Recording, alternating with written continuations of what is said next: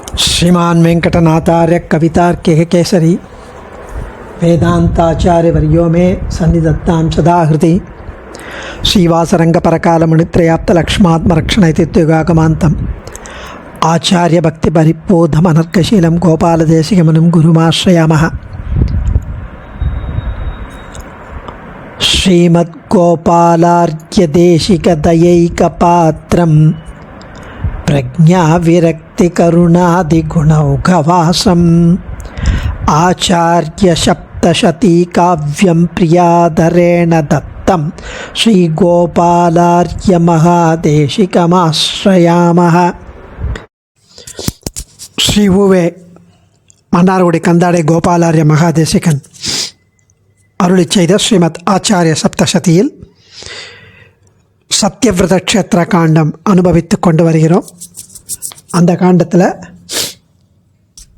219வது ஸ்லோகம் வரைக்கும் அனுபவித்தோம். போன 5 ஸ்லோகங்களும் காஞ்சிபுரம், அந்த சத்யவிரத க்ஷேத்திரம், அந்த காஞ்சிபுரத்துடைய கவின்மிகு காட்சிகள்.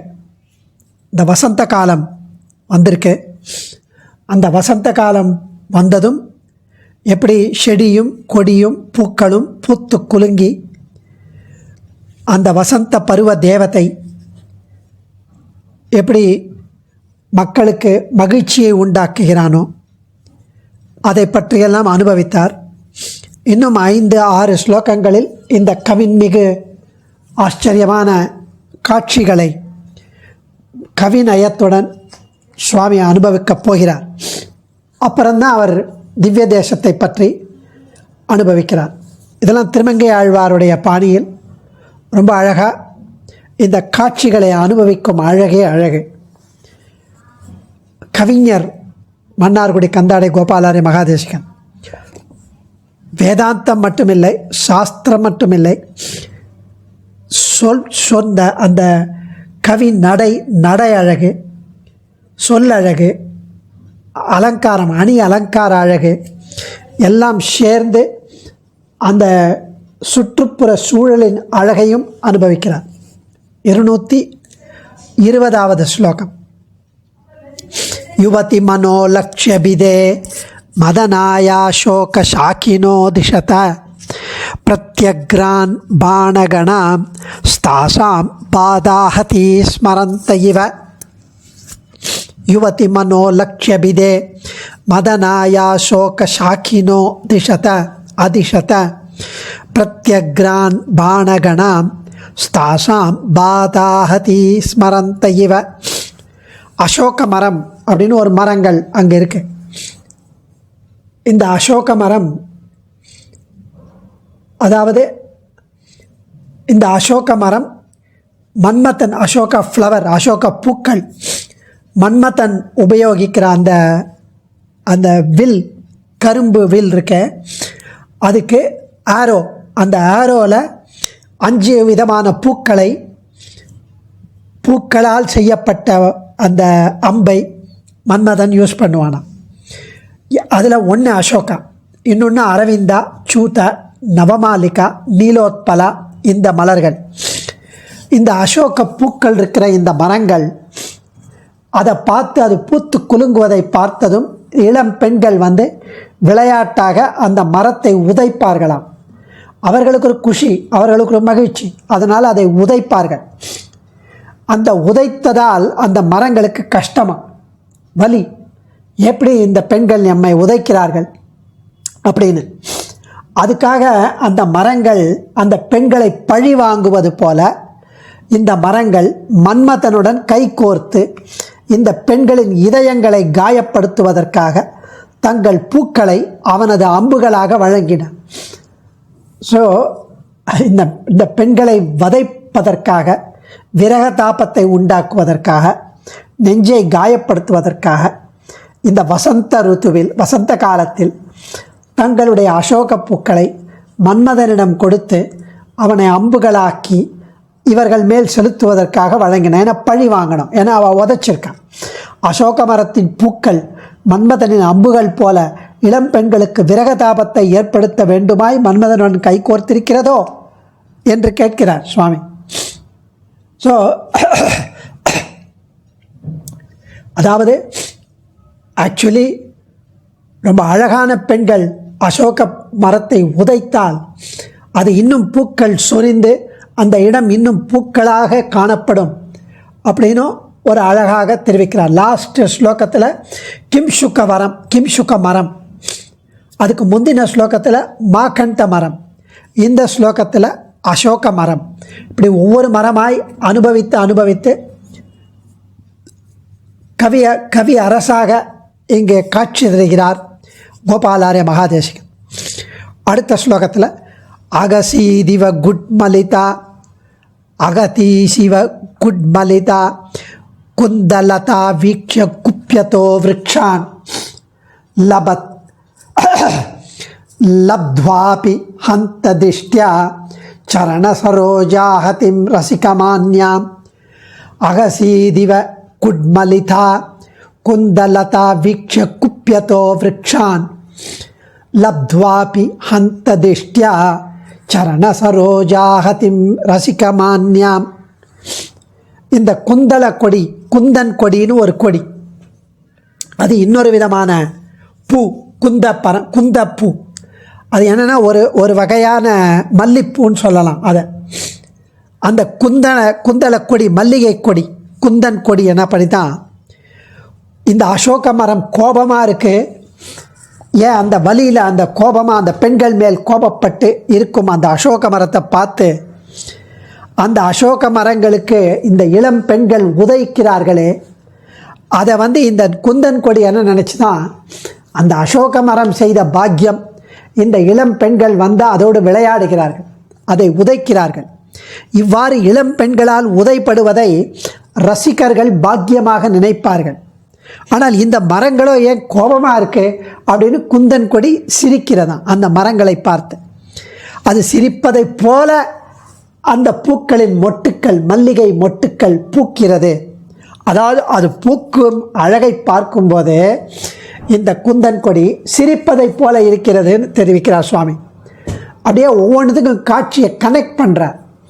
அதில் குந்தன் கொடி, அதில் அந்த அசோக மரம், அந்த மரத்தை பார்த்து இளம் பெண்கள் சந்தோஷப்பட்டு உதைக்கிறார்.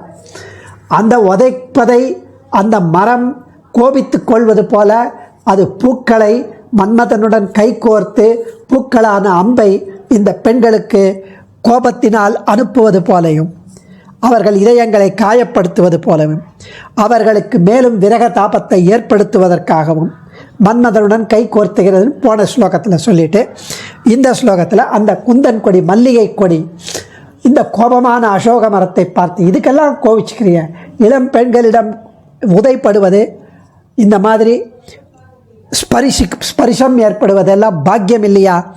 இளம் பெண்கள் அதை ரசிகர்கள் பாக்கியமாக நினைப்பார்களே, இந்த மரங்களோ கோபமாக இருக்கிறதே, சிரிப்பதைப் போல அது பூக்கிறது என்கிறார் சுவாமி. அழகான ஒரு வர்ணனை, எல்லாம் கவிநயம்தான். மானவதி மானசதோ மானதனம் மீன கேத்தனே ஹரதி பாகார்த்தி ஓ தீபக இந்துஷ்சகர பிரசாரணமகார்ஷீத். மானவதி மானசதோ மானதனம் மீனகேதனே ஹரதி பாகார்த்தி ஓ தீபக இந்துஷ்சகர பிரசாரணமகார்ஷீத். அகங்காரத்துடன் இருந்த அந்த பெண்ணின் கர்வத்தை, கோபத்தை மன்மதன் பறித்து கொண்டான். இந்த மன்மதன் அந்த கோபத்துடனும் இருக்கிற அந்த பெண்ணின் கர்வத்தையும் அகங்காரத்தையும் மன்மதன் பறித்து கொண்டான். இதை கண்ட சந்திரன் தனக்கும் அதில் ஒரு பங்கு கேட்பது போல தன் குளிர்ந்த கிரணங்களை நீட்டினான் என்கிறார். பருவப்பெண்கள் உள்ளங்களை, மனசை, இதயத்தை மன்மத லீலைகளால் கவரும் திருடும் ஆடவர்களைப் போல அசோக மரத்தின் பூக்கள் மன்மதனின் அம்புகளாக மாறி பருவமங்கையரின் கர்வத்தையும் கோபத்தையும் திருடின. சந்திரன் உடனே தன்னுடைய பங்குக்காக குளிர்ந்த கிரணங்களை, குளிர்ந்த கரங்களை நீட்டி, இதில் மன்மதன் பெரிய திருடன், சந்திரன் உதவி திருடனாக சித்தரிக்கப்பட்டுள்ளனர். ஸோ மானம் அப்படிங்கிறது அது வந்து டெக்னிக்கல் டேர்மா. நாவல் பக்கம் கண்ணன் சுவாமி சொல்ல, யஜ்ஞம் சுவாமி சொல்ல, மானம் அது வந்து வாத்சாயன காமசாஸ்திரத்தில் இது வந்து ஒரு டெக்னிக்கல் டேர்ம், அதனால் அதை யூஸ் பண்ணுறார் அப்படிங்கிற. ஸோ அந்த டேர்ம் வந்து மானம்ங்கிறது அவ்வளோ ஈஸியாக ஆணிடம் தன்னுடைய காதலனிடம் விட்டு கொடுக்க மாட்டான். ஸோ பிரிட்டண்டட் ஒரு கோபம், அந்த கோபத்தை மன்மதன் அம்பை செலுத்தி அந்த கோபத்தையும் அந்த அந்த மானத்தையும் பறித்து கொண்டான் என்று தெரிவிக்கிறார். பித்வா தமோ யவனிகாம் பத்மின்யக்ரே பிரசாரித கராக்ரம் தத் பரிபூதம் தாராரமணம் திருஷ்ட்வா ஜகாச கைரவிணி. பித்வா தமோ யவனிகாம் பத்மின்யக்ரே பிரசாரித கராக்ரம் தத் பரிபூதம் தாராரமணம் திருஷ்ட்வா ஜகாச கைரவிணி. இது இன்னொரு விதமான ஆச்சரியமான ஒரு கவிநயம். அதாவது கைரவிணி பத்மினின்னு 2 பேர். கைரவிணி என்பது இரவில் சந்திரனை கண்டால் மலரும் அல்லிப்பூ, அல்லி மலர். சந்திரன் உதயமாகும்போது, சந்திரன் வரும்போது இரவில் பூக்கும் அல்லி மலர்ங்கிறது கைரவிணின்னு பேர். பத்மினி என்பது பகலில் சூரியனை கண்டால் மலரும் தாமரை, அது பத்மினி. ஸோ இதை வந்து அழகாக ஒரு கவி நயத்துடன் வேதாந்த தேசிகம் மாதிரி இவரும் ஆச்சரியமான கவி. அதனால இதை காவிய கிரந்தம்னு அனுபவிப்பார்கள் ஆச்சாரியர்கள். கைரவிணி பத்மினி என்று 2 பெண்களா, இந்த 2 பூவையும் 2 பெண்களாக உருவகப்படுத்துகிறார். அந்த 2 பெண்களும் கைரவிணி சந்திரனை விரும்புகிறாள். ஏன்னா ராத்திரியில் தான் அது பூக்கும் அல்லி மலர், அதனால் அவள் சந்திரனை விரும்புகிறாள். சந்திரனும் கைரவிணியைத்தான் விரும்புகிறான், அந்த அல்லி மலரைத்தான் விரும்புகிறான். ஆனாலும் சந்திரன் என்ன பண்ணானா பத்மினியின் முன் சென்றான். பத்மினி முன்னாடி போய் ட்ரை பண்ணுறான், பத்மினியின் முன் சென்றான். அது சூரியன் இருக்கும்போது தான் மலரும். ஆனால் அந்த பத்மினி இருள் திரைக்கு பின்னால் இருப்பதை கண்டான். சந்திரன் ராத்திரியில் இருக்கும்போது பத்மினி மலராது, அதனால் இருளுக்கு பின்னால் இருக்கிறாள். இருள் விலகினாதான் அந்த பத்மினி மலர் தெரியும். அதனால் அவள் இருளுக்கு பின்னால் ஒளிந்திருப்பதை சந்திரன் கண்டான் பத்மினியை. அந்த திரையை கிழித்துவிட்டு பத்மினியை நோக்கி தன் கைகளை நீட்டினான் சந்திரன். ஆனால் பத்மினி அவனை புறக்கணித்தாள். நீ எனக்கு தேவையில்லை, எனக்கு தேவை சூரியன் தான். இதை கண்டு கைரவிணி அதாவது அல்லிப்பூ அவனை பார்த்து சிரித்தாள். எதுக்கு அங்கே போய் பல்பு வாங்குற? கைரவிணி என்பது இரவில் சந்திரனை கண்டால் மலரும் அல்லி மலர், பத்மினி என்பது பகலில் சூரியனை கண்டால் மலரும் தாமரை. அதனால் கைரவிணி பத்மினி என்ற 2 பெண்களும், கைரவிணி சந்திரனை விரும்புகிறாள், சந்திரனும் கைரவிணியை விரும்புகிறாள். சந்திரன் பத்மினியின் முன் சென்று கொஞ்சம் விளையாடி பார்க்கிறான். அவளோ இருள் திரைக்கு பின்னால் இருக்கிறாள். ஏன்னா சூரியன் வரும்போது தான் அவள் வருவாள், இருள் போனாதான் அவள் வருவாள். அந்த இருள் திரையை கிழித்துவிட்டு சந்திரன் கரத்தை நீட்டும் பொழுது அவள் அவனை புறக்கணித்தாள். அதை கண்டு கைரவிணி சிரித்தாள் சந்திரனை பார்த்து என்று அனுபவிக்கிறார் சுவாமி. நபசா சஞ்சரமானாமளி மாலா மத்வகா அமன்யந்த மலயாத் கரளமயீம் ஜாம் மலயாத் கரளமயீம் ஜாம் மருதா மதனாய தாத்துமானீதாம். நபசா சஞ்சரமானா மளிமாலா மத்வகா அமன்யந்த மலயாத் கரளமயீம் ஜாம் மருதா மதனாய தாத்துமானீதாம். இந்த இடத்துல வானத்தில் கூட்டம் கூட்டமாக பறந்து சென்று கொண்டிருக்கும் தேனீக்கள், அந்த தேனீக்கள் வரிசையாக போயின்னு இருக்கு தேனை குடித்து விட்டு. அப்போ அங்குள்ள வழிப்போக்கர்கள் அந்த வழியாக நடந்து போகிறவா என்ன பார்க்குறா, இது மன்மதனின் காம அம்பானது மலையமாறுத காற்றில் வீசப்பட்டு சஞ்சரிப்பது போல இருக்கிறதுன்னு எண்ணினார்களாம். வானத்தில் கூட்டமாக பறந்து சென்று கொண்டிருக்கும் தேனீக்களின் வரிசையை பார்த்து, இது ஏதோ மன்மதனின் அம்பு போல இருக்கே, மலையமாறுத காற்றில் வீசப்பட்டு சஞ்சரிப்பது போல இருக்கிறதே அப்படின்னு நினச்சார். ஸோ நபசா அப்படிங்கிறது வானத்தின் வழியாக, அலிமாலா அந்த அந்த வண்டுகளின் அந்த தேனீக்களின் வரிசை. ஸோ இது அவளுக்கு ஏதோ ஒரு ஒரு விஷம் மாதிரி இருக்கு. அந்த மன்மதன் விடும் அந்த வீசப்பட்டு சஞ்சரிப்பது போல இருக்கிறது. இந்த இடத்துல அலி, மாலா, மலையா, கரளா இதெல்லாமே லா லாலான்னு அழகாக கவிநயத்துடன் தெரிவிக்கிறார். ஸோ எதுக்காக இப்படி இந்த மலைய மாறுத்தம், மலையிலேருந்து வீசும் காற்று எப்படி மன்மதனுக்கு கை கோர்க்கிறது, எதுக்கு மன்மதனுக்கு இதை அனுப்புகிறது அப்படின்னா, அந்த மலையும் சரி மன்மதனும் சரி ரெண்டு பேரும் சேர்ந்து டீம் ஒர்க் பண்ணுறாளாம். மக்கள் வசந்த ருத்துவில் அவர்களுக்கு எமோஷனை இன்க்ரீஸ் பண்ணணும். அவளுக்கு சந்தனம், ஏன்னா சந்தனம் வீசுறது, அந்த சந்தன காற்று அந்த அந்த அந்த அதை நுகரும் பொழுது அவர்களுக்கு இன்னும் அந்த எமோஷன் அதிகமாகும் அப்படின்னு. ஸோ மலையா மதனா ரெண்டு பேரும் நட்புடன் ஒருத்தருக்கொருத்தர் உதவி செய்து கொண்டு இதை சஞ்சரிப்பது போல வழிப்போக்கர்களுக்கு தெரிந்தது. ஏன்னா அவர்களுக்கும் அதில் அவனும் அஃபெக்ட் ஆகிறான். அதனால் இது அத்தனையும் வசந்த ருத்துல நடைபெறுகிறதுன்னு கவிநயம்.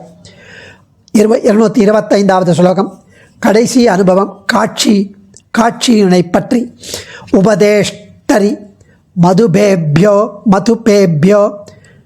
மலீமசேபியः சபீதி கேளிருச்சேः காமசகே தத்ராயானாமோதம் சுமனசச்சித்ரம். உபதேஷ்டரி மதுபேபியோ மலிமசேபியः சபீதி கேளிருச்சேः காமசகே தத்ராயானாமோதம் சுமனசச்சித்ரம். இதில் அதாவது வசந்த காலம் வந்ததும் அந்த வசந்த தேவதை கருப்பு தேனீகளுக்கு குடித்து விளையாடும், அந்த தேனை குடித்து விளையாடும் சுவையை கற்றுக் கொடுத்தான். அந்த தேனீக்களும் குடித்து பூக்கள் பலவித வாசனையுடன் இருந்ததால் அதை குடித்து விளையாடியது. இது முதல் பொருளாம். இரண்டாவது பொருள் என்னன்னா, அதாவது மன்மதன் வந்தபோது, அந்த சிற்றின்பத்தின் நண்பன் மன்மதன் வந்தபோது இந்த குடிகாரர்கள், பாவப்பட்ட குடிகாரர்கள் போதை விளையாட்டின் சுவையை மன்மதனிடம் கற்றுக்கொண்டனர். ஸோ ஈவன் நல்ல மக்கள், சாது ஜனங்கள், இவர்களும் அந்த இன்பங்களை பெறுவது ஆச்சரியமாக இருக்கிறது என்று வியக்கிறார் சுவாமி. எல்லா மக்களும் இவனிடம் அடிபட்டு போகிறார்களே, பாவப்பட்ட ஜனங்கள் தான், குடிகாரர்கள் தான் போதை விளையாட்டில் மன்மதனிடம் அந்த சுவையை கற்றுக்கொள்வார்கள். இவர்களும் நல்ல மனம் படைத்தவர்களும் அந்த இன்பங்களை பெறுவது ஆச்சரியமாக இருக்கிறதுன்னு ஒரு ஹியூமரோட சொல்கிறார் சுவாமி. அடியேன் தன்யோஸ்மி. கவிதார்க்கிக சிம்ஹாய கல்யாண குணசாலினே ஸ்ரீமதே வெங்கடேஷாய வேதாந்த குரவே நமஹ.